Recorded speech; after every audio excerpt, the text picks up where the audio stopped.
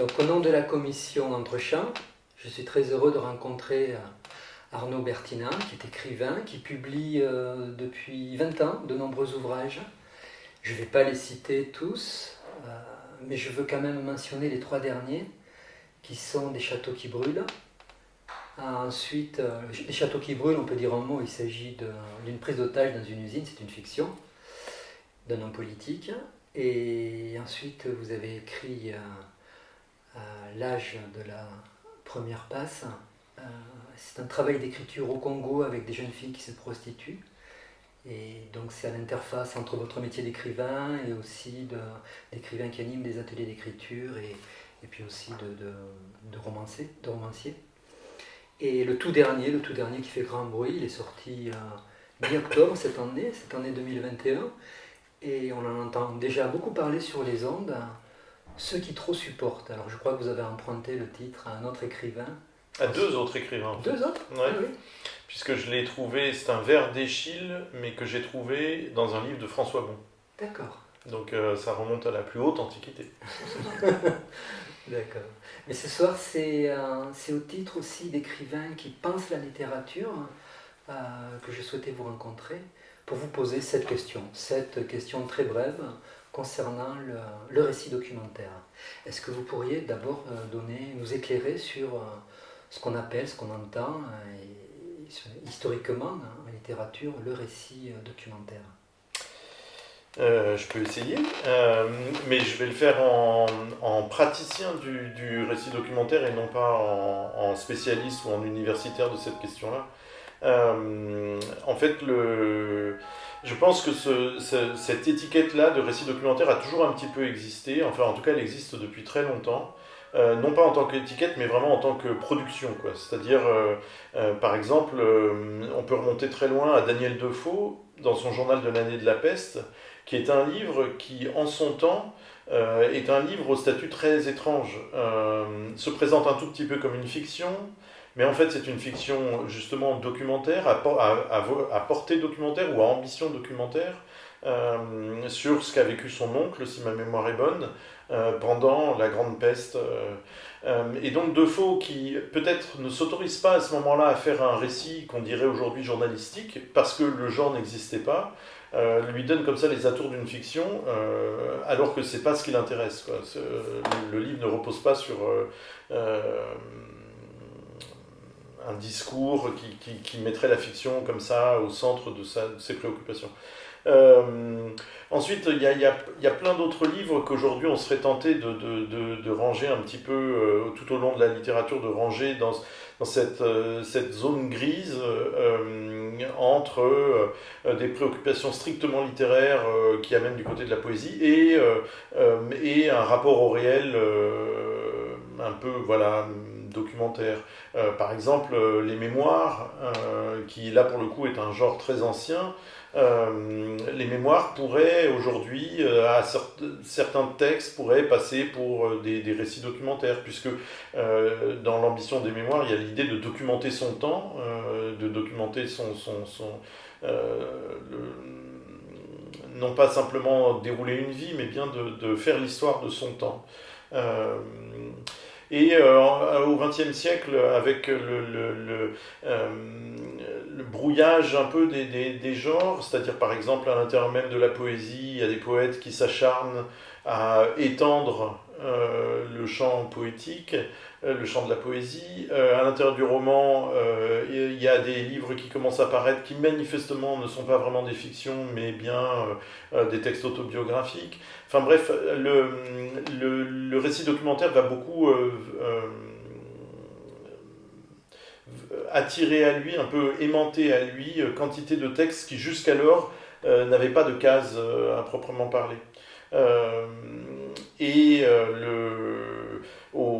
Dans le XXe siècle finissant, ce genre de texte va se multiplier avec donc des auteurs comme par exemple Svetlana Alexievitch qui viennent peut-être du journalisme mais clairement dialoguent avec la littérature. Par exemple, Alexievitch qui fait des livres qui ne sont que, dit-elle, enfin qui ne sont que collection d'entretiens qu'elle appelle des romans de voix. Donc déjà, elle tire ça du côté de la littérature en appelant ça roman, mais alors qu'il n'y a pas du tout de choses romancées dans ses livres, revendique en permanence Dostoïevski. Donc elle demande à être lue tout en faisant un travail documentaire. Donc sur documentaire, en l'occurrence, ce qu'elle documente, c'est la fin de l'URSS, quoi, la fin du monde soviétique. Elle demande à être lue sur le terrain de la littérature en citant comme ça tout le temps Dostoïevski. Il y a aussi en France certains livres d'Emmanuel Carrère qu'il faudrait ranger là-dedans. Mais il y a aussi toute une partie du travail de François Bon qui, pareil, dans les années 90, quand il écrit par exemple des livres comme Parking, comme plutôt Prison aussi, ou C'était toute une vie, sont des livres qui ont un statut comme ça un petit peu difficile à déterminer. Moi, pendant longtemps, j'ai été lecteur de ces textes, pareil, sans me poser la question du genre. Quand je les lisais, je pouvais les apprécier ou pas, mais je ne les lisais pas à l'intérieur d'un cadre précis. C'est simplement en étant confronté comme ça à ces deux expériences qui ont été les miennes entre 2014 et aujourd'hui, à savoir ces 4 années de va-et-vient avec le Congo et puis ces 4 années de va-et-vient avec la Creuse, que je me suis posé cette question-là, c'est-à-dire quel est le statut, disons, de la réalité ou de ma réalité dans ces textes par rapport aux fictions que j'ai pu écrire avant. D'accord, vous commencez à répondre à ma deuxième question alors. Comment vous y êtes venu ? Alors, ça c'est un petit peu le propre de la réalité, c'est de venir vous solliciter en fait. C'est-à-dire que la fiction renvoie peut-être un peu plus facilement à une sorte de poussée intérieure, c'est-à-dire voilà, sous le coup de choses qu'on observe ou dont on entend parler, tout d'un coup on construit autour et on invente des personnages, etc. Donc voilà, ce serait plus un mouvement intérieur qui cherche à s'exprimer et à aller vers le dehors. Là, en l'occurrence, pour les récits documentaires, et ça je pense que c'est le cas pour beaucoup d'auteurs, il y a une sollicitation extérieure qui vient perturber la tranquillité, la solitude de l'auteur pour l'attirer sur un terrain où il n'avait pas du tout prévu d'aller. En l'occurrence, pour le Congo, par exemple, je fais un premier séjour au Congo qui, dans le cadre d'un travail scolaire, séjour que j'ai construit avec des amis, etc. Et c'est sur place qu'on me fait connaître cette petite ONG qui s'occupe donc de ces mineurs qui se prostituent. Et parce que le courant passe bien, parce que je suis surpris par la qualité du travail que fait cette ONG, je me mets à leur service et je propose de travailler avec eux pour aider ces jeunes filles à sortir de l'accablement dans lequel elles sont, étant donné qu'elles sont obligées de se prostituer pour survivre. Pareil avec les ouvriers de la Creuse, j'écris une fiction que vous avez citée, là, des châteaux qui brûlent, et parce qu'elle est publiée, on m'invite en Creuse à en parler et on me propose de rencontrer les ouvriers de la souterraine. Et donc là, je me fais rattraper par la réalité, quoi. C'est-à-dire que j'avais d'abord abordé le monde de l'usine sur le plan de la fiction et le réel vient toquer à ma porte en me disant « mais viens voir une véritable usine, viens rencontrer de véritables ouvriers et vois si ça te donne pas envie aussi de te mettre à leur service pour faire connaître leur combat. » Bien sûr, mais on peut considérer que votre premier roman, Des châteaux qui brûlent, a aussi provoqué le fait qu'on vienne vous chercher. Oui, tout à fait. Oui. Mais la littérature aussi sert le réel qui vient vous chercher. Exactement, en fait, c'est toujours une tresse tout le temps. Et c'est ça qui est passionnant, c'est que, évidemment, ces deux espaces-là, qui sont des constructions mentales et puis sont surtout pas hermétiques, l'un nourrit l'autre, etc. Et c'est d'ailleurs cette gymnastique-là que j'ai essayé de mettre en place pendant les 4 années d'écriture de ce livre, Ceux qui te supportent, à savoir que à la fois j'étais dans une espèce de curiosité, c'est-à-dire je voulais vérifier que ce que j'avais imaginé sur le plan de la fiction, je ne l'avais pas imaginé de manière délirante, que ça collait bien effectivement à l'expérience de ces gens-là. Donc quand ils témoignaient, quand ils me racontaient leur histoire, j'avais j'avais 10% de ma concentration qui écoutait de cette manière-là ce qu'il me disait. C'est-à-dire à celui qui, par exemple, racontait les moments très joyeux de ces années de lutte, tout d'un coup, je me disais, oui, tiens, ça correspond bien au type d'énergie que j'ai essayé de décrire dans ma fiction. Et j'avais aussi une autre partie de moi où, au contraire, je cherchais à débusquer dans ces récits-là tout ce que je n'avais pas anticipé sur le plan de la fiction, quoi. C'est-à-dire de voir de quelle manière le réel est toujours plus profus et toujours moins prévisible que ce qu'on peut imaginer. Et donc, c'est de fait, c'est devenu l'identité de ce livre, de ce récit documentaire, puisque j'ai voulu mettre l'accent sur ce que je n'avais pas déjà, moi, imaginé. Et donc, j'ai mis l'accent sur des tensions que j'ai repérées dans leurs témoignages, qui étaient des tensions, voilà, que je n'avais pas inventées. Et plus particulièrement, plus précisément, qu'est-ce que vous avez découvert? Ben alors, par exemple, en les écoutant, je me suis rendu compte que l'ADN de la lutte de ces ouvriers-là, pendant plus d'une dizaine d'années, c'était de rester dans un cadre légal, d'inscrire cette lutte dans un cadre légal, de ne jamais rien faire qui soit immédiatement illégal ou grossièrement illégal. Eh bien, j'ai trouvé ça admirable parce qu'en fait, tous leurs interlocuteurs pendant plus de 10 ans, qu'on parle des présidents de la République qui sont succédés, qu'on parle de ministres qui se sont succédés, des élus locaux, des industriels, voire même d'une partie de l'administration, ils n'ont eu affaire qu'à des gens malhonnêtes, systématiquement.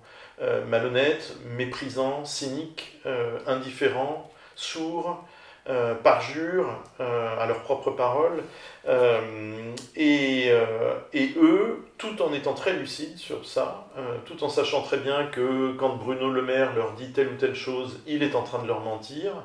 Bruno Le Maire, ministre des Finances, de l'économie et des Finances, eux décident, quoi qu'il se passe, de rester honnêtes, de rester droits, de rester soucieux du bien commun, etc. Et donc je me suis dit, cette tension-là, cette contradiction-là, elle est éminemment tragique. Comment est-ce qu'on fait pour continuer de respecter un ordre des choses qui par ailleurs vous balaie, vous piétine, un ordre des choses qui ne vous calcule pas, qui vous fait en permanence sortir du cadre. Là, c'est une source il y a quelque chose de très noble. Il y a aussi quelque chose qu'on pourrait décrire comme étant un petit peu dérisoire, un peu absurde, et il y a en tout cas quelque chose de tragique là-dedans. Bon, et bien ça, par exemple, cette tension-là, elle est vraiment, elle traverse tout le livre. C'est ça le sujet du livre, c'est la description de cette tension tragique qui est au cœur de leur combat. Et ben cette tension-là, je l'avais pas anticipée, par exemple, dans la fiction. Oui. C'est-à-dire c'est leur dignité, leur volonté de rester confiants dans les institutions et dans la loi. Oui. Exactement. Quand bien même, par ailleurs, ils sont très lucides sur le fait que le système, pour le coup, ou alors cette catégorie-là de puissants, ne leur fera jamais aucun cadeau, ne les considérera jamais. Oui. Donc ça pour moi, c'est voilà, je faisais ce va-et-vient comme ça entre fiction et réalité pour essayer d'abord de faire que les deux livres ne se ressemblent pas, ne soient pas au même endroit, et aussi pour entendre la musique propre de ce réel-là qui venait, quoi, pour ne pas rabattre ma fiction uniquement sur ce réel-là, pour pas passer mon temps à confirmer ce que j'avais voulu faire. Ça aurait été un geste assez narcissique et absurde, quoi. Je voulais vraiment que, puisque là j'étais au contact de gens qui venaient de vivre ça pour de bon, je voulais que se fasse entendre la musique particulière de ce combat-là. Et c'est réussi. C'est réussi, et quand on parcourt les ouvrages que vous avez écrits, on a le sentiment qu'il y a une logique qui se poursuit, qu'il y a quelque chose que vous ne cessez de traquer. Alors, c'est difficile à cerner, mais par exemple, quand dans Je suis une légende, vous prêtez cette maxime au personnage principal, ne fais pas de ton adversaire, je ne veux pas faire de mon adversaire un ennemi. On a le sentiment que ce commandement éthique, vous le retrouvez chez des personnages réels, que vous avez réellement connus, et c'est tout à fait extraordinaire. Oui, c'est juste, c'est très juste. Je m'attendais à ce que vous fassiez le parallèle sur un autre terrain, mais effectivement, il y a aussi oui, dont j'avais pas conscience, et qui participe sans doute à la séduction de ce combat-là sur moi, quoi. Effectivement, il y a aussi ça, il y a cette petite musique discrète qui fait que je retrouvais chez ces hommes et ces femmes quelque chose qui avait été mon obsession pour non seulement Ma solitude s'appelle Brando, mais aussi pour Je suis une aventure. Mais en fait, je reviens sur la première partie de votre question qui est la logique à l'œuvre. En fait, j'ai été très très surpris parce que dans les tout premiers temps, pour mes premiers livres, j'avais le désir très très très net, très fort, de faire que les livres s'enchaînent bien les uns les autres. C'est-à-dire qu'il y ait effectivement qu'il y ait une logique, qu'il y ait une progression de l'un à l'autre. Pas une progression de l'auteur, mais comment dire, une sorte de mélange de progression thématique, progression des personnages. Pour le dire concrètement, dans mon premier roman, Le Dehors ou l'émigration détruite, il y a ces deux hommes qui sont en situation d'échec, qui n'arrivent pas du tout à imposer à leur entourage les choix qui pourraient être les leurs. Eh bien, dans le deuxième roman, qui est très très différent, qui met en scène une cantatrice aujourd'hui, je voulais que cette femme, qui pourtant donc n'entretient aucun lien avec les hommes du premier roman, je voulais que cette femme parte de là où il s'était arrêté. Et donc elle arrive un peu mieux à imposer aux autres ce qu'elle veut pour elle. Elle le fait mal, elle est maladroite, elle est en colère, mais déjà elle va plus loin, dans le sens d'une sorte d'affirmation personnelle, etc. Et mon troisième livre, Anima Motrix, c'était pareil, un personnage qui partait de là où s'était arrêtée cette femme. Bref, il y avait vraiment l'idée de continuité mystérieuse entre les livres, mais mystérieuse pour le lecteur, parce que je ne lui demandais pas du tout de faire ce travail-là de lien, mais par contre qui était vraiment ma boussole. Sauf qu'au bout d'un moment, on ne peut plus la tenir, cette boussole-là, c'est pas possible. C'est-à-dire que on rentrerait dans quelque chose de schématique, de systématique, et ça, je voulais me défendre de ça. Donc, vraiment, après Anima Motrix, j'ai fini par lâcher. Je me suis dit, tant pis pour cette cohérence à laquelle je voulais vraiment rester agrippé, je laisse tomber, j'écris les livres que je veux écrire, et peut-être que une sorte de cohérence impossible à deviner apparaîtra. Impossible à deviner pour moi, c'est-à-dire une cohérence sur laquelle je n'aurai pas la main. Et bien en fait, c'est exactement ce qui s'est un peu passé là avec ces derniers livres, et ce dont j'ai pris conscience il y a très peu de temps, alors que les 3 livres étaient écrits. C'est que je pensais que ces 2 récits documentaires, comme je viens de vous le dire, je pensais que ces 2 récits-là me faisaient faire un pas de côté par rapport à mon travail. C'est-à-dire par rapport à là où j'en étais, sur mes ambitions polyphoniques, etc., etc. Je me disais, voilà, en plus, comme ils sont d'un genre différent, comme il ne s'agit pas de fiction, je me disais, bon, bah voilà, c'est une sorte de pas de côté, c'est un ailleurs de mon boulot. Et en fait, j'ai réalisé, mais seulement après avoir écrit les 2 livres, j'ai réalisé au contraire à quel point ils étaient dans la continuité du travail.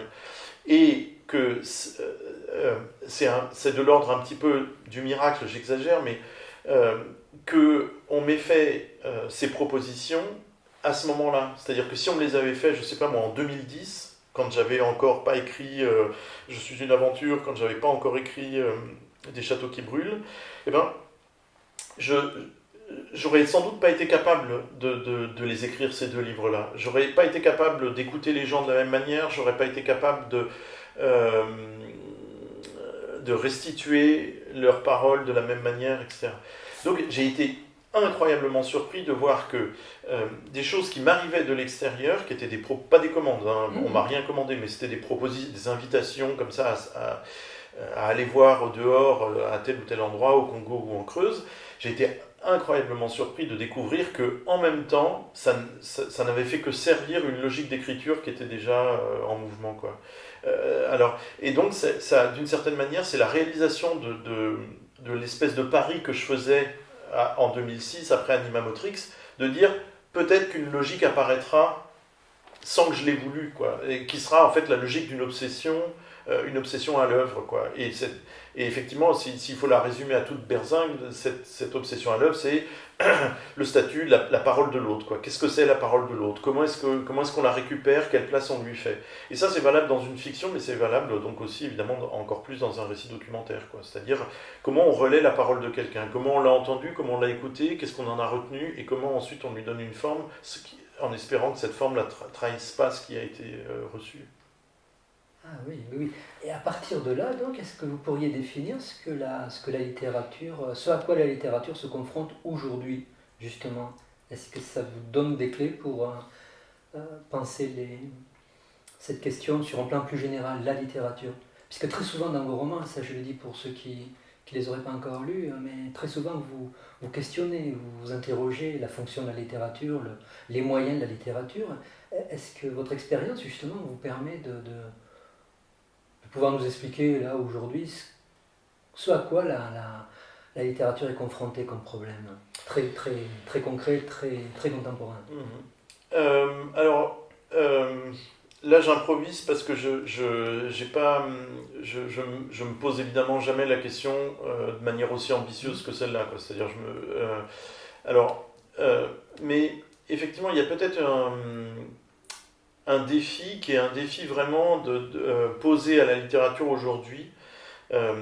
Depuis tout au long du XXe siècle et de manière encore plus claire, plus médiatique depuis 40 ans, voilà, un des genres qui est le plus en vogue, ou qui est le plus médiatique, dont on parle le plus, c'est l'autofiction. Bon, c'est une étiquette compliquée, bref, peu importe, l'autofiction.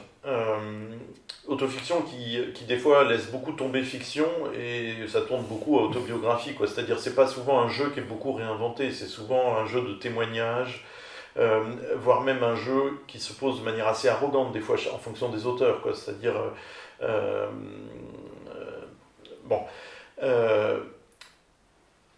en fait, c'est à cet endroit-là qu'il y a quelque chose qui est de l'ordre du défi posé à l'écriture, à la littérature ou aux auteurs. C'est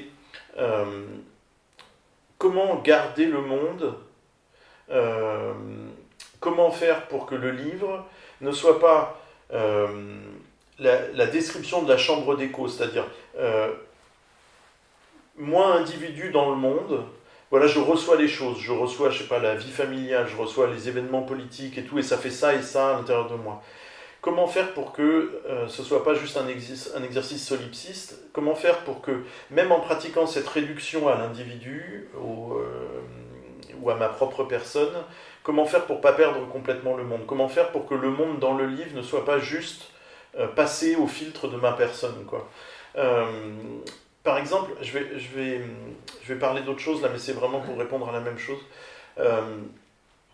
Il y a, lié un peu à l'anthropologie du XXe siècle, et maintenant suractivé par toutes les histoires dont on parle énormément ces temps-ci, de woke, de cancel culture, etc., et d'appropriation culturelle encore plus. Il y a toujours cet examen qui est proposé aux auteurs et aux artistes, c'est-à-dire d'où tu parles, quelle est ton identité culturelle pour t'emparer de tel ou tel sujet, etc. Et donc il y a, le risque ou la tentation de ne plus pouvoir parler que de son univers immédiat. Donc là aussi, il y a une réduction au jeu, quoi, à la seule expérience de l'auteur, à son expérience directe. Et moi, je trouve qu'il y a une tension là qui est passionnante. C'est comment, ok, en s'intéressant à cette réduction au jeu, en disant, ok, par exemple, je vais au Congo, je ne peux pas parler directement de ces jeunes femmes-là, ces jeunes Congolaises avec qui j'ai beaucoup échangé, parce que j'aurais beau passer encore plus de temps avec elles, je serais toujours en peine pour affirmer des choses les concernant, donc je ne peux parler que de l'écart que des choses qui nous séparent, que je ne peux que chercher à décrire l'écart qu'il y a entre elles et moi. Et donc le livre il répond à cette question-là. Je ne veux pas faire le deuil d'une certaine ambition. Je ne veux pas faire le deuil d'un monde plus large que mon monde immédiat. Et voilà, peut-être pour répondre à votre question, c'est peut-être ça le défi qui se pose à la littérature aujourd'hui. C'est, ok, je valide le fait que je ne peux pas parler de tout. Je valide que je ne peux pas me mettre dans la tête d'un Chinois, je ne peux pas prendre un personnage chinois et puis imaginer un Chinois qui débarquerait à Paris, parce qu'en fait je suis incapable de me mettre dans la tête d'un Chinois qui débarquerait à Paris. Donc ok, ça je le valide, mais comment faire pour ne pas renoncer complètement au monde extérieur. Comment faire pour ne pas être enfermé juste dans ma seule expérience. Voilà, cette tension-là, je la trouve hyper intéressante. Alors elle s'oppose en termes polémiques aujourd'hui. Moi, c'est pas la polémique qui m'intéresse, c'est la difficulté qui m'intéresse. Ouais. Est-ce que vous avez le sentiment, vous avez pu, par ce procédé, découvrir des formes nouvelles qui répondent à ce... Ça, c'est une très bonne question parce que ça ne pourra passer que par des formes, effectivement, Ouais. par des formes littéraires, des formes artistiques, ça c'est sûr. Est-ce que moi j'ai le sentiment, moi, d'en avoir forgé de nouvelles? Non. En revanche, je pense qu'il y en a qui se forgent, effectivement. Par exemple, je pourrais prendre l'exemple de Nathalie Quintane, voilà, qui est une autrice qui publie depuis 1995 à peu près, qui a une œuvre très très conséquente. Et qui dans certains... Alors qu'il y a un type de phrasé et de conduite du récit qui est souvent déconcertant. C'est-à-dire, ça n'est pas la belle langue, ça n'est pas un propos construit de manière très cadrée, sont plus facilement des paragraphes qui peuvent donner l'impression d'être un peu détachés les uns des autres. C'est une langue qui peut sembler assez débraillée, pas du tout immédiatement littéraire, elle sonne pas immédiatement. Bon. Et ben à cet endroit-là, je pense que oui, elle bricole des outils là. Je pense qu'il y a une forme qui s'invente qui est pas du tout celle de l'essai. Pas non plus celle du récit, et une forme qui se détourne de la joliesse ou d'un truc très littéraire. Là, je pense que dans cette direction-là, il y a des choses qui se bricolent. Dans le fait d'essayer de s'éloigner un peu de formes trop architecturées. Il m'est arrivé dans certains... Alors peut-être pas dans les livres, mais il m'est arrivé par exemple pour l'âge de la première passe ou dans des textes d'essayer de gagner un peu en liberté sur ce plan-là. D'essayer de faire que, par exemple, d'autoriser plus de coq à l'âne, parce que je vois quand même un rapport, pour essayer de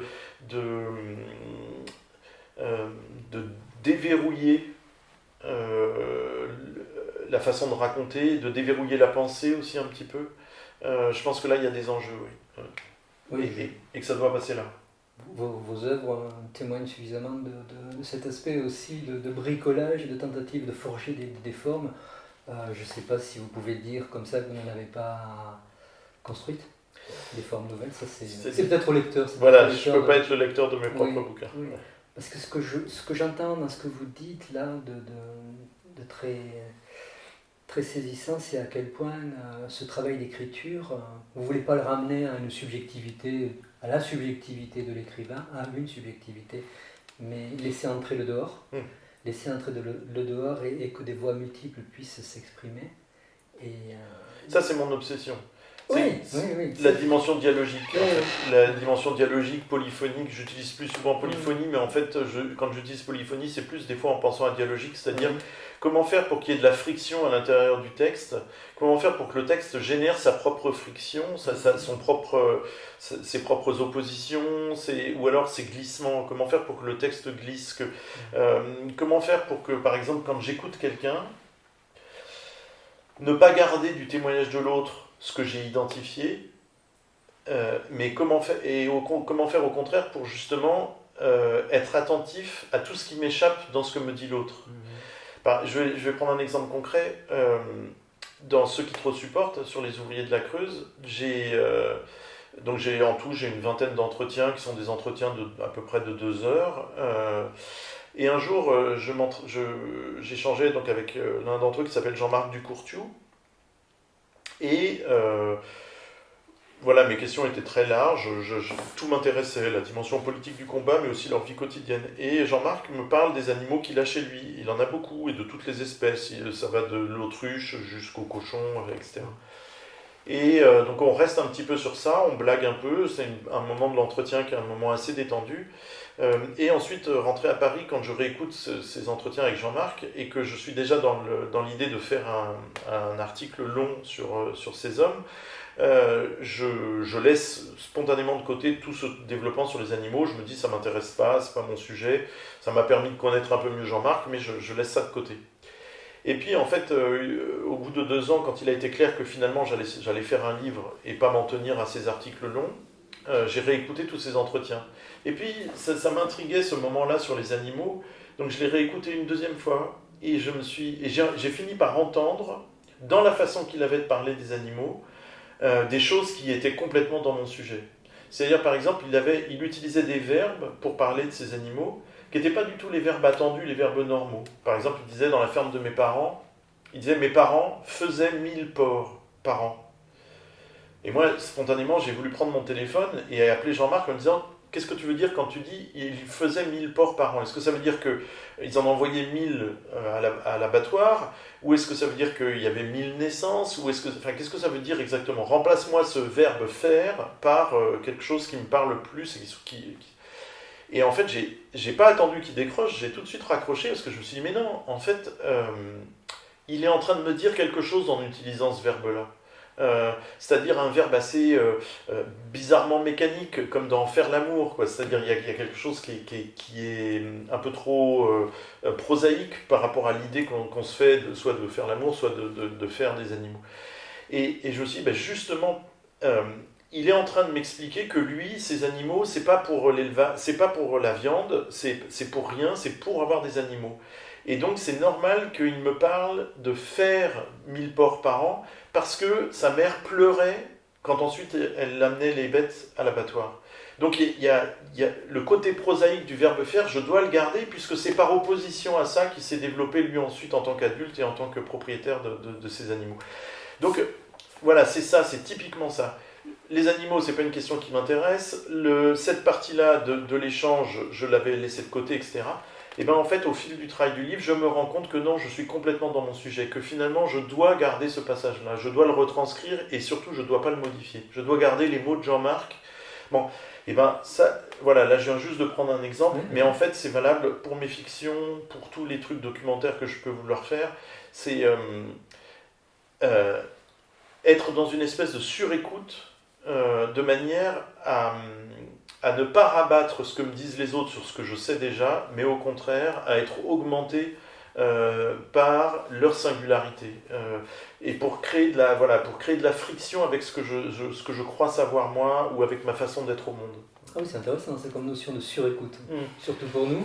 Oui, j'imagine bien, et pourtant je le dis de manière innocente, mais en disant, je m'en rends compte. Je pense que c'est typiquement le travail de l'écriture. Et même quand on est du côté de la fiction, c'est d'être dans une espèce de surattention à ce que disent les gens et aux mots qu'ils utilisent pour le dire, ou alors au silence dans la phrase, aux hésitations, évidemment aussi à des formes de lapsus. Je l'ai un petit peu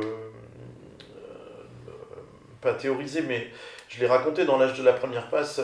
Je cite une des jeunes femmes qui, dans un texte qu'elle avait écrit, pour lequel je lui demandais de répondre à cette question toute simple, quel est ton plus beau souvenir? Et je rentre à l'hôtel avec son texte, et je faisais l'effort tous les soirs de taper tout de suite ce qu'on m'avait donné dans la journée. Et je rentre et je tape son texte, et en fait, comme tous les textes que je tapais de ces jeunes femmes-là, qui étaient des textes très fautifs en français, par rapport à une norme académique, je corrigeais en même temps que je tapais. Donc je mettais ça en bon français. Et puis, après avoir terminé de taper son texte, qui faisait une page, je me suis rendu compte, et ça m'a fait sourire, qu'elle avait écrit le mot souvenir 3 ou 4 fois, et à chaque fois elle l'avait orthographié de manière complètement différente, mais complètement. Alors ça m'a amusé, et puis il m'a encore fallu peut-être une demi-heure avant de me dire, mais alors non, elle est en train de dire quelque chose en fait. Alors normalement un souvenir c'est un truc qui s'imprime en nous, et là manifestement ça s'imprime pas, puisque le souvenir c'est très mobile sous sa plume, quoi. C'est-à-dire à un moment elle l'écrit s'ouvrir, à un moment elle l'écrit je sais plus comment, etc. Donc le souvenir qui devrait s'imprimer parce que c'est ton plus beau souvenir, en fait là il s'imprime pas.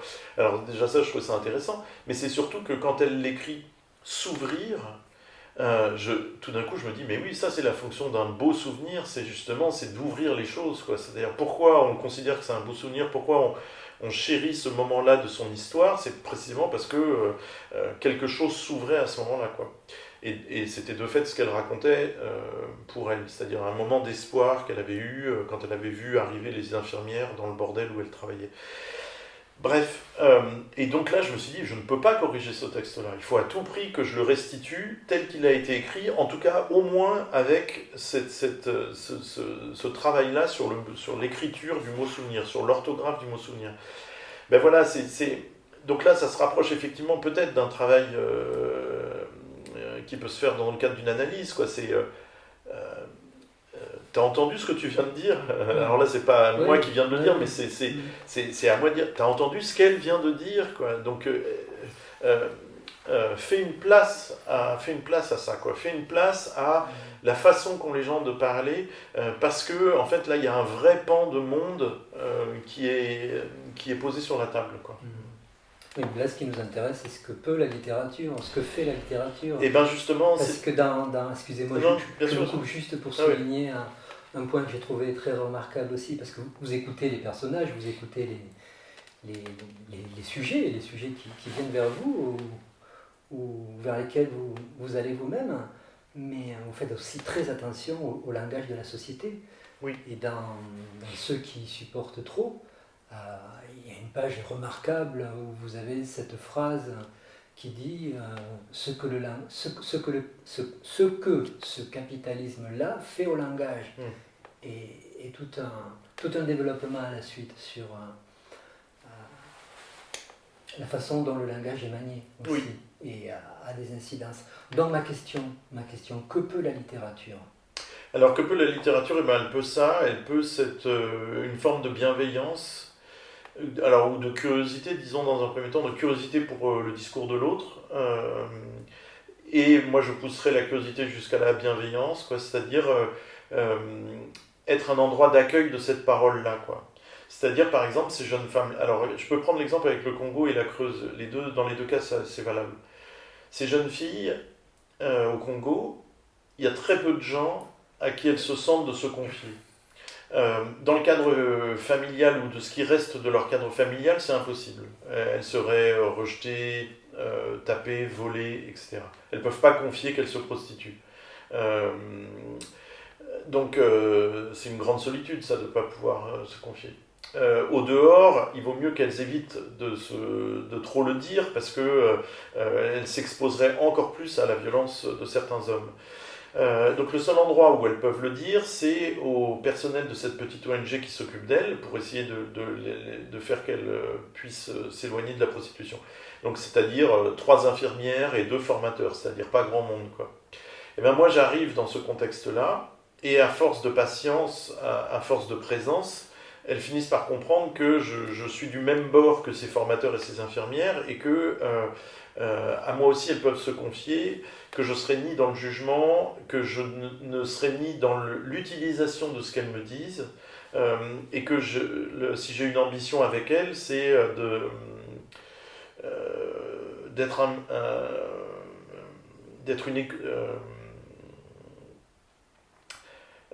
les écouter, et en les écoutant bien, de leur proposer une forme de douceur,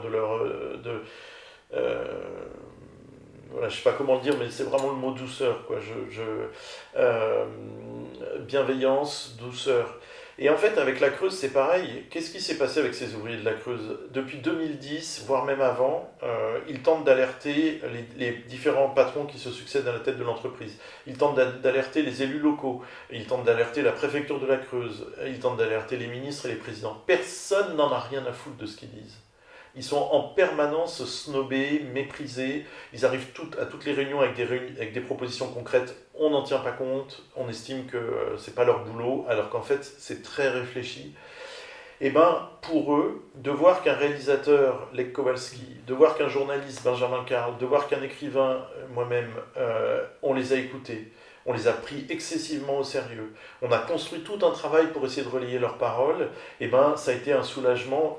Ils me l'ont dit, ça a été un soulagement très grand, parce que tout d'un coup ils se disaient, on n'est pas fou, en fait, on a raison d'y croire, il y a bien finalement quand même des gens qui estiment que notre combat, non seulement il est juste, mais en plus il est beau moralement, etc. etc. Pourquoi donc, la question de la folie, excusez-moi, je vous interromps. Parce que quand on passe beaucoup d'années de sa vie, en l'occurrence eux par exemple, à se battre, à répéter toujours les mêmes choses, à n'être jamais entendu, on peut avoir le sentiment que oui, d'accord, on est convaincu de ce qu'on dit, mais si à aucun moment le dehors ne s'en empare, bah, c'est une parole qui a un statut bizarre, quoi. J'avoue que c'est un peu la même chose dans le cadre de l'écriture, hein, c'est-à-dire que moi je passe 4-5 ans sur mes livres, quand je vois la fête que c'est pour moi de travailler ces livres-là, quand je vois que ça me tient en éveil pendant 4 ou 5 ans, et quand je vois de quelle manière ils peuvent ensuite avoir du mal à vivre une fois qu'ils sont publiés, la question se pose aussi, des fois. C'est-à-dire, oui, ok, ça me fait vivre, oui, ok, ça me passionne, mais si je suis seul à être passionné par ça, enfin je caricature, mais si je suis seul à être passionné par ça, quand même, il faut se poser des questions. Donc oui, j'utilise le mot folie là de manière un peu légère, mais il y a un peu de ça, quoi. C'est-à-dire quand même, on a besoin à un moment on a besoin d'avoir un retour sur ce qu'on fait, quoi. Donc les filles du Congo, elles ont besoin d'avoir un retour bienveillant sur ce qu'elles racontent, c'est-à-dire un retour qui soit exempt de jugement moral. Les ouvriers de la Creuse, ils ont besoin d'être dans un dialogue parce qu'ils posent un dialogue, ils construisent des tas d'idées, ils sont dans une demande d'interaction, etc. Et moi, d'une certaine manière, quand j'écris, c'est pareil. Donc une parole a besoin d'un entendeur pour ne pas rester une lettre morte. Ah oui, oui, elle a besoin d'un entendeur et que cette écoute soit une écoute... ouais, voilà, je tourne toujours autour de ce mot de bienveillance. C'est pas pour... c'est pas une idée de bisounours, c'est pas une idée niaise, mais je pense qu'il y a quand même ça... Alors, il y a quand même ça à l'horizon de l'écriture. Il y a un autre horizon possible à l'intérieur de ça, hein, dans un livre. C'est-à-dire qu'on peut vouloir faire un livre pour constituer ce lieu-là où on recueille la parole de quelqu'un et on la recueille de manière bienveillante, mais le même livre peut aussi assumer une autre ambition qui est une ambition de faire sécession avec une partie du monde, faire sécession avec la violence du monde, par exemple.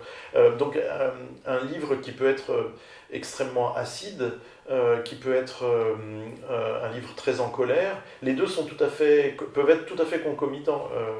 Un auteur peut se retrouver dans les deux ambitions, à la fois de constituer du collectif et de faire sécession, à la fois être dans une position d'accueil et une position de refus. Pas de la même chose. Position d'accueil de personnes qui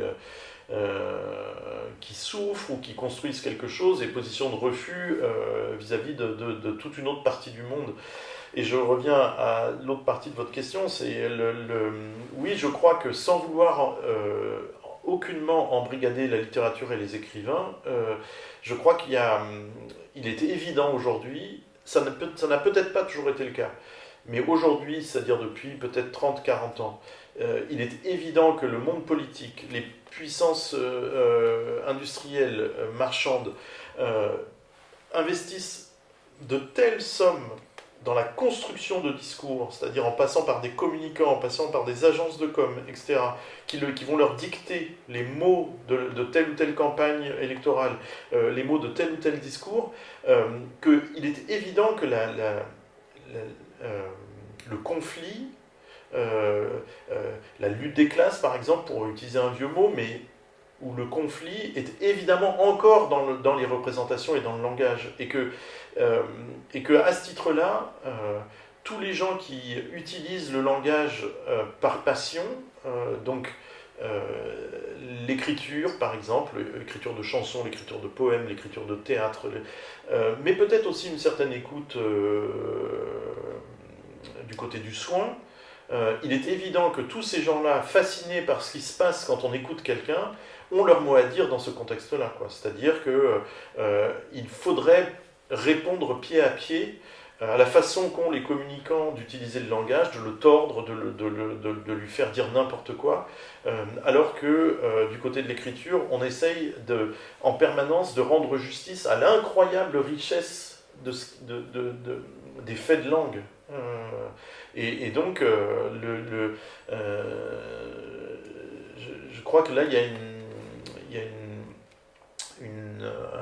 comment dire, il y a un lieu d'affrontement qui est désigné là, je pense. Ah, c'est clair, c'est clair. C'est clair, je dis ça parce que ça se vérifie au travers de chacune de vos œuvres. Est-ce que vous lisez Lacan? Alors, pas du tout. Bon, je peux vous en dire un petit morceau. Allez-y. Et vous demander de réagir. C'est durant un séminaire qu'il consacre à la relecture d'Hamlet et à la traduction de la pièce de Shakespeare pour son auditoire. Et c'est à la fin d'une de ces séances. Je soutiens, dit Lacan, et je soutiendrai sans ambiguïté, et ce faisant, je pense être dans la ligne de Freud, que les créations poétiques engendrent, plus qu'elles ne les reflètent, les créations psychologiques.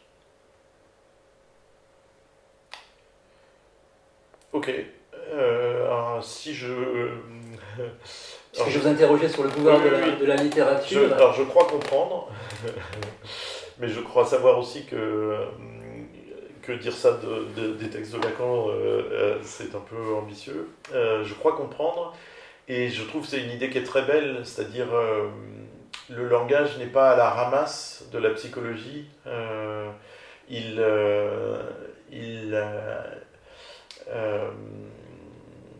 peut être premier. Et peut-être que certains faits relevant de la psychologie s'expliquent d'abord par quelque chose qui s'est passé dans le langage en amont. Et je trouve l'idée très féconde parce que si on l'applique par exemple aux formes littéraires, on peut dire ça, on peut dire que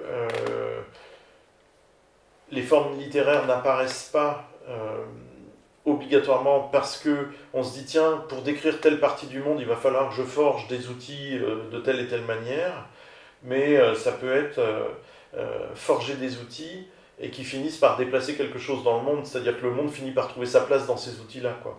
Ce ne sont pas obligatoirement des outils qui sont faits... je vais essayer de le dire autrement. Quand on a beaucoup d'argent et qu'on va chez le chausseur, il prend les mesures du pied et il va adapter une chaussure, il va faire la chaussure sur le pied. Et quand on a moins d'argent, on a un pied et on cherche la chaussure qui lui va. Et bien avec les formes littéraires, souvent, trop souvent, on imagine que c'est... il y avait le réel et il fallait une forme littéraire pour décrire ce réel-là. Il fallait construire une forme littéraire. On peut imaginer l'inverse. On peut imaginer que la forme littéraire est première et que c'est le réel qui finit par s'y conformer. Par exemple... Pardon.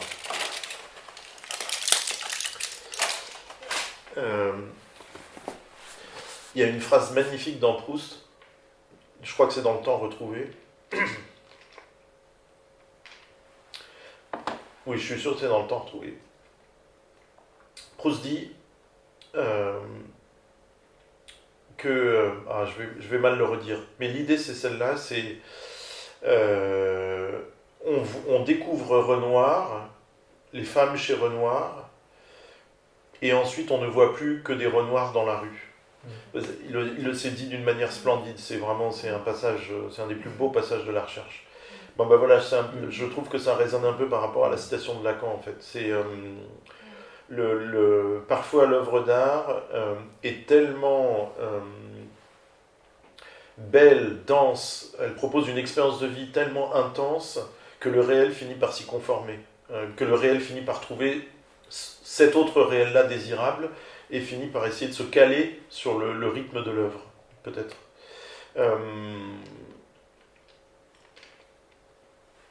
C'est une pétition de principe, mais des fois, c'est très nourrissant. Ça peut être très nourrissant. Ça peut être très... très enthousiasmant. Ouais. Si j'ai bien suivi votre propos, parce qu'il y a un terme qui revient et qui fait même partie d'un des titres de vos premiers ouvrages, c'est le dehors. Vous êtes un écrivain du dehors, si je peux le dire comme ça. En fait, je crois que ça remonte à des choses dont j'ai pas parlé depuis longtemps, mais dont je parlais beaucoup à un moment. Je crois que la littérature, elle est venue enfin l'écriture, plus encore que la lecture, c'est venu dans mon parcours pour répondre à une forme de claustrophobie. Pas de claustrophobie physique, c'est-à-dire je peux très bien rester enfermé 3 mois ici, ça ne me posera pas de problème, mais de claustrophobie mentale ou sociale.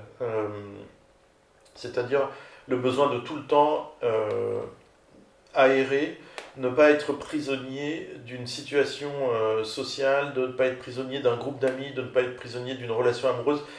J'ai vraiment cette angoisse-là très très forte, qui m'amène des fois à faire voler en éclats voilà, certaines situations humaines, parce que j'ai le sentiment que les choses se referment sur moi.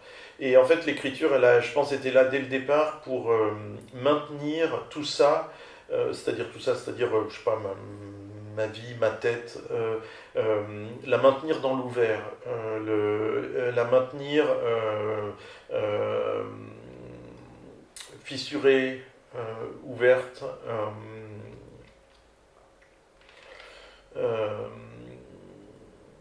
ramener de la complexité, ramener du dehors, ramener de l'autre, et le trouver en moi en fait, puisque ce qui m'intéressait le plus, c'était l'écriture de la fiction. Donc oui, la présence du dehors comme une chose vraiment un petit peu vitale, quoi. De manière très symbolique, le matin quand je me lève, j'ai vraiment quelle que soit la saison, j'ai qu'une obsession, c'est d'ouvrir la fenêtre de la chambre. Alors tout le monde fait ça pour brasser l'air et tout, mais moi je me rends compte que c'est pas uniquement pour brasser l'air. Je me rends compte que c'est le besoin de savoir que ça reste ouvert, qu'au moins dans l'appartement il y a au moins une fenêtre qui est ouverte. Enfin je sais pas, il y a un truc comme ça qui est de l'ordre un peu de une espèce d'inquiétude. Et la littérature a transformé cette inquiétude en joie. Très réussi.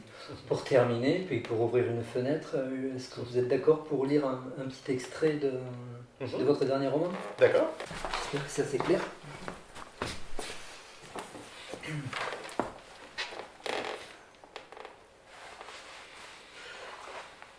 Si l'art est une puissance, c'est d'abord qu'il travaille à partir du tremblement du cygne. Chaque mot possède non pas un sens, mais des glissements de sens. Un halo de signification relié entre elles par l'histoire, les usages. Chaque mot annonce sa nuance, ou est précédé par elle, ou est suivi par son renversement.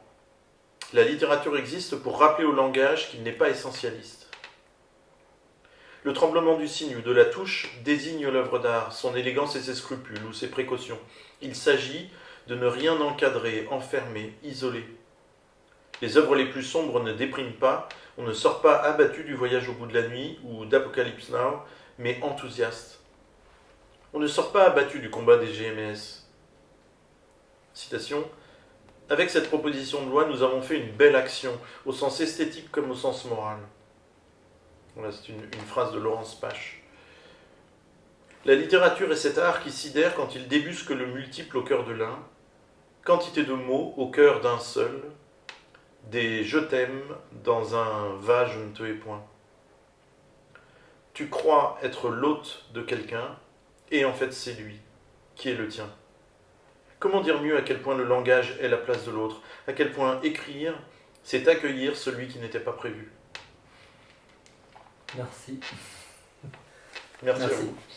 Bon, on va couper là. On retrouve peut-être presque l'idée qui se trouvait dans le truc de Lacan. Quand, Oui, oui, oui. Ne rien encadrer, enfermer. Ou, Ouais.